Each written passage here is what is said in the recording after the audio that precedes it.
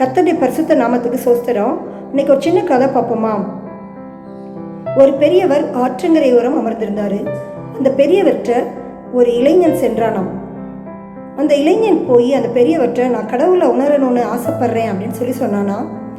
ஒரு ஆற்றங்கரைக்கு கூட்டிட்டு போய் அந்த இளைஞனை தண்ணிக்குள்ளாக ஒரு நிமிடம் மூழ்கடிக்க செய்தாராம். ஒரு நிமிடம் கழித்து அந்த இளைஞன்ட்ட கேட்டாராம், நான் உன்னை தண்ணியில மூழ்கடிக்க செய்த போது நீ எதை விரும்பின, எதை ரொம்ப ஆசைப்பட்ட அப்படின்னு சொல்லி கேட்டாராம். உடனே அந்த இளைஞன் சொன்னானாம், நான் காற்றை சுவாசிக்கணும் அப்படின்னு சொல்லி, காற்றை சுவாசிச்சா நல்லா இருக்குமே அப்படின்னு சொல்லி ஆசைப்பட்டேன் அப்படின்னு சொல்லி சொன்னானாம். நல்லது அப்படின்னு சொல்லி முனிவர் சொன்னார். இந்த காற்றை வேணும்னு நீ எவ்வளவு தூரத்துக்கு ஆசைப்பட்டியோ அந்த அளவுக்கு கடவுளை உணரணும்னு நீ ஆசைப்படுறியா அப்படின்னு சொல்லி கேட்டாராம். உடனே அந்த இளைஞன் இல்லை அப்படின்னு சொல்லி சொன்னானாம்.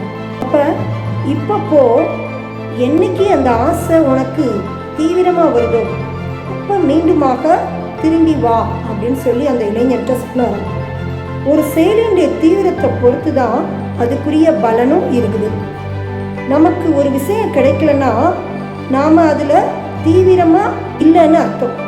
நமக்கு ஒரு விஷயம் கிடைக்கல அப்படின்னா அந்த விஷயத்தில் நம்ம தீவிரமாக இல்லைன்னு அர்த்தம்.